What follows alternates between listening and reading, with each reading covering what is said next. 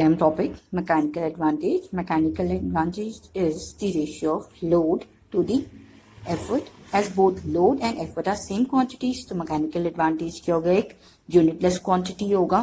इसी केस में अगर फर्स्ट केस है, अगर लोड क्या हो ग्रेटर देन एफर्ट हो, न्यूमरेटर क्या है डिनोमिनेटर से बड़ा, उस वाले केस में क्या होगा, मैकेनिकल एडवांटेज ग्रेटर देन 1 हो जाएगी और जो मशीन होगी वो कैसे एक्ट करेगी, एज अ फोर्स मल्टीप्लाई में.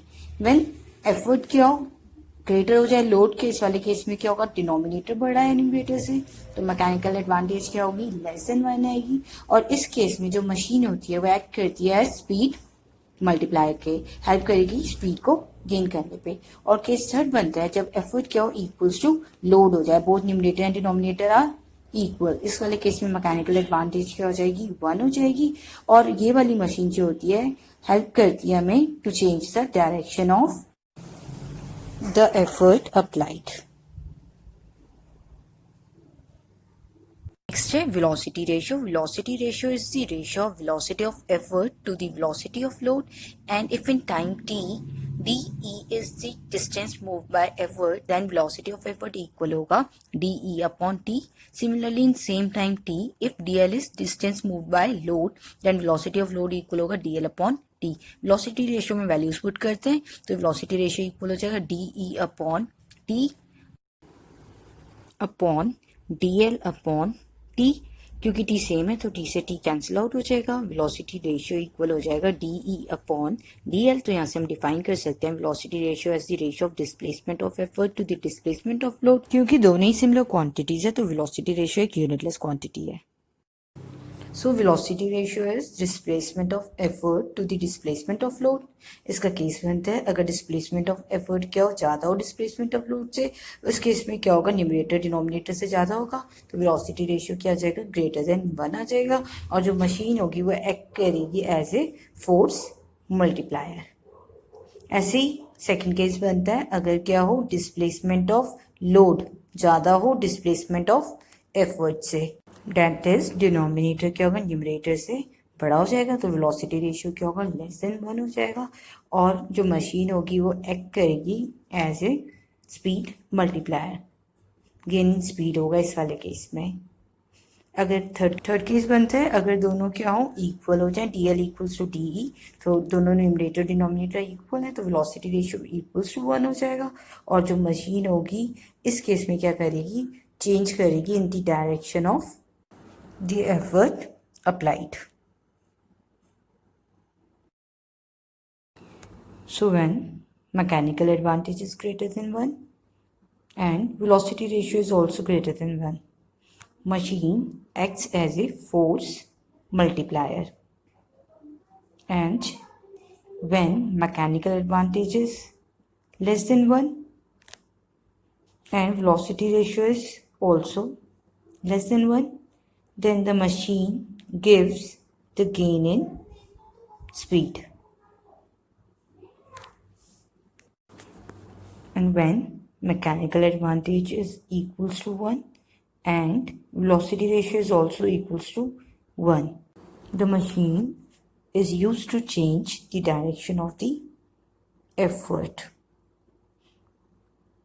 There is no gain in speed or force.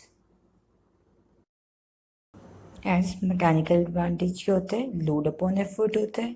अगर क्या हो जाए, लोड क्या हो एफर्ट से ज़्यादा हो, that is when load is greater than effort, इस वाले केस में मशीन की मैकेनिकल एडवांटेज ग्रेटर देन 1 हो जाती है और जो मशीन है वो एक्ट करेगी as a force multiplier. Similarly when effort क्या हो लोड से ज़्यादा हो तो मैकेनिकल एडवांटेज मशीन की लेस देन 1 हो जाएगी और मशीन क्या करेगी, एक्ट करेगी एज स्पीड मल्टीप्लायर. तो mechanical advantage greater than 1 and less than 1, ये एक दूसरे को क्या कर रहे हैं, कॉन्ट्राडिक्ट कर रहे हैं.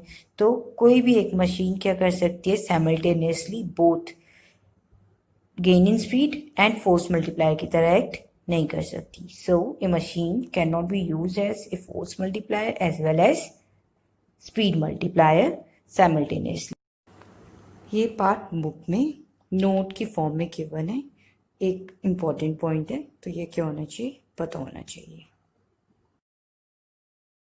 टॉपिक है वर्क इनपुट. वर्क इनपुट के लिए हम क्या करते हैं, एक एग्जाम्पल ले लेते हैं. जैसे हमारे पास ये एक नाइफ है और नाइफ से हम क्या करें, एप्पल कट कर रहे हैं, तो हम क्या करेंगे, नाइफ पे कुछ एफर्ट अप्लाई करेंगे। जो हम एफर्ट अप्लाई करेंगे नाइफ पे, जो कि एक मशीन है, वो क्या कहलाएगा, वर्क इनपुट। तो वर्क इनपुट क्या हुआ, work done on the machine bye the effort. So work input क्या होता है, वर्क इनपुट होता है work done by the effort on the machine. Next topic है हमारा वर्क आउटपुट। वर्क आउटपुट क्या होगा, मैंने एग्जाम्पल लिया था, अगर हम नाइफ से अगर एप्पल कट कर रहे हैं, तो जो नाइफ है वो क्या है, एक मशीन है, और एप्पल क्या है, लोड है। तो जो मशीन क्या कर रही है, एप्पल पे वर्क कर रही है, वो क्या होगा, हमारा वर्क आउटपुट होगा। So work output is the work done by the machine on the load. Next topic है efficiency. Efficiency is the ratio of work output to the work input. So work output क्या है, work done on the load, और work input क्या है, work done by the effort. Efficiency को हम ईटा से denote करते हैं, क्योंकि जो एफिशिएंसी है उसे जनरली हम क्या करते हैं, परसेंटेज में एक्सप्रेस करते हैं। तो ईटा इक्वल हो जाएगा work output upon work input into 100%।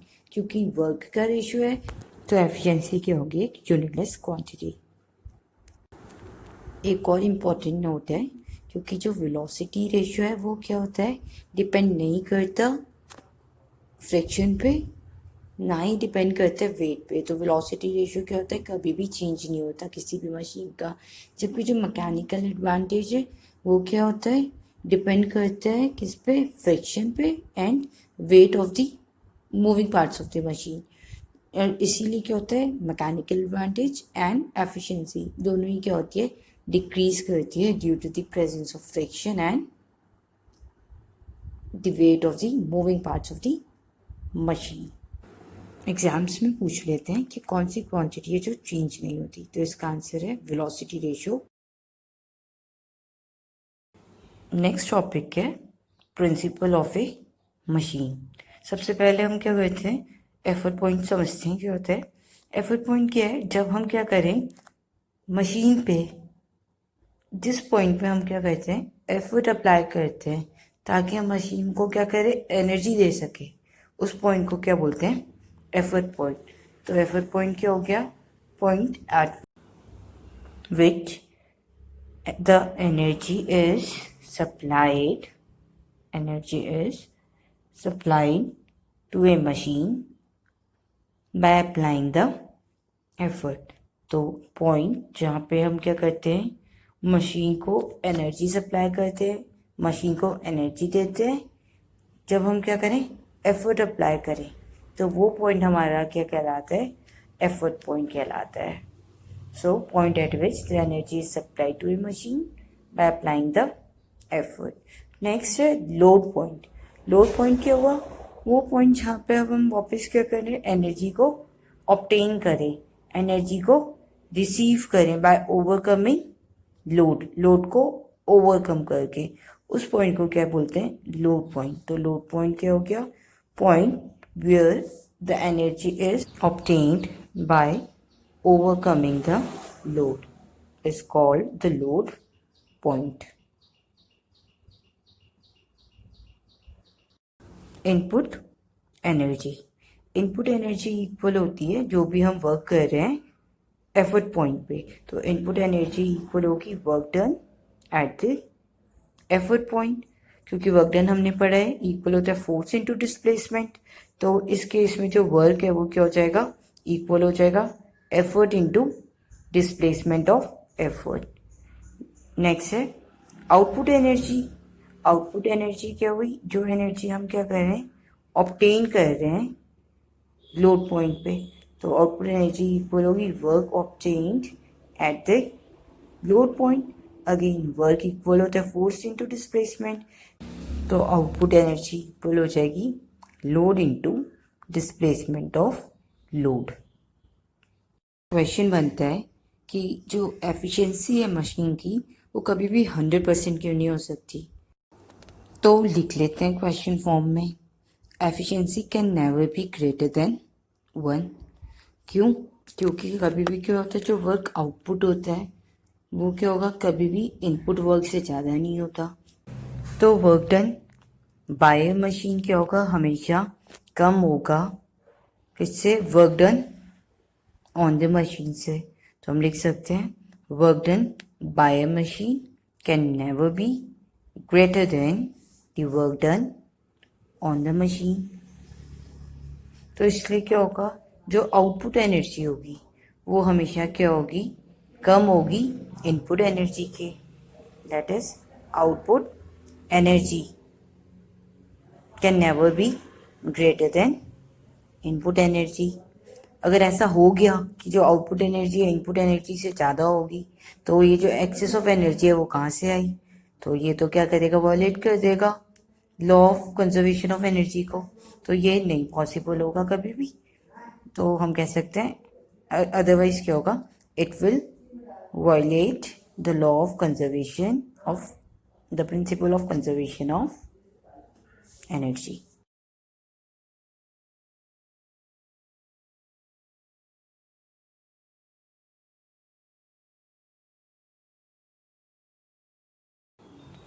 Principal of a machine. Next topic है ideal machine. For an ideal machine जो इनपुट एनर्जी होती है वो क्या होती है, इक्वल होती है आउटपुट एनर्जी के। आइडियल मशीन क्या है, मशीन जिसमें क्या फ्रिक्शन ना हो या जिसमें वेट कुछ भी ना हो जिसका, तो ऐसा तो पॉसिबल है नहीं। तो हम कहते हैं for an ideal machine output energy equal होता है इनपुट एनर्जी, और इसकी जो एफिशिएंसी होती है वो क्या होती है, 100% होती है या तो 1 होती है, as there is no loss in energy. But in actual practice जो आउटपुट एनर्जी होती है वो हमेशा इनपुट एनर्जी से क्या होगी, कम होगी, क्योंकि यहाँ पे क्या होगा, कुछ ना कुछ लॉस होगा ही होगा एनर्जी में। लॉस हो सकता है इन ओवरकमिंग फ्रिक्शन, या फिर जो मशीन के मूविंग पार्ट्स हों वो क्या हो, स्मूथ ना हो या वेटलेस ना हो। तो हमेशा क्या होता है, there is loss of energy. Next है the relationship between efficiency, mechanical advantage and velocity ratio. Efficiency हमें पता है work output upon work input होता है। वर्क आउटपुट होगा load into displacement of load, और इनपुट होगा effort into displacement of effort. Collect कर लेते हैं एल अपॉन ई को एक साथ, D L upon D E को एक साथ। हमने पढ़ा है कि जो एल अपॉन ई होता है वो तो मैकेनिकल एडवांटेज होता है, और वेलोसिटी रेशियो इक्वल होता है D E upon D L. अगर वेलोसिटी रेशियो को क्या करें, रेसिप्रोकल कर दें, तो क्या हो जाएगा, 1 अपॉन वी आर इक्वल होगा डी एल अपॉन डी ई। तो प्रीवियस इक्वेशन में D L upon D E को क्या पुट कर देते हैं, 1 अपॉन वी आर पुट कर देते हैं। तो जो हमारी एफिशिएंसी हो जाएगी वो इक्वल हो जाएगी M A upon V R, जो कि एक इम्पॉर्टेंट रिलेशन है। So for an ideal machine क्या होगा, एफिशिएंसी 100% होगी, that is eta equals to 1। और अगर ईटा इक्वल्स टू 1 हो जाएगा तो मैकेनिकल एडवांटेज क्या हो जाएगी, इक्वल हो जाएगी वी आर के। कैसे, हमने पढ़ा है कि ईटा इक्वल है M A upon V R. Eta की वैल्यू 1 पुट कर देते हैं तो यहाँ से एम ए इक्वल हो जाएगा वी आर। तो हमेशा for ideal machine mechanical advantage velocity ratio को इक्वल होता है। बट इन एक्चुअल प्रैक्टिस क्या होता है, एफिशिएंसी क्या होगी, हमेशा लेस देन 1 होगी। तो हम लिखेंगे मैकेनिकल एडवांटेज क्या होगी, हमेशा वेलोसिटी रेशियो से कम होगी, क्योंकि efficiency is always less than 1 due to some loss of energy, input energy against friction. तो यहाँ एक इम्पॉर्टेंट पॉइंट बनता है, for an ideal machine mechanical advantage is equals to its velocity ratio, but in actual practice mechanical advantage is always less than its velocity ratio.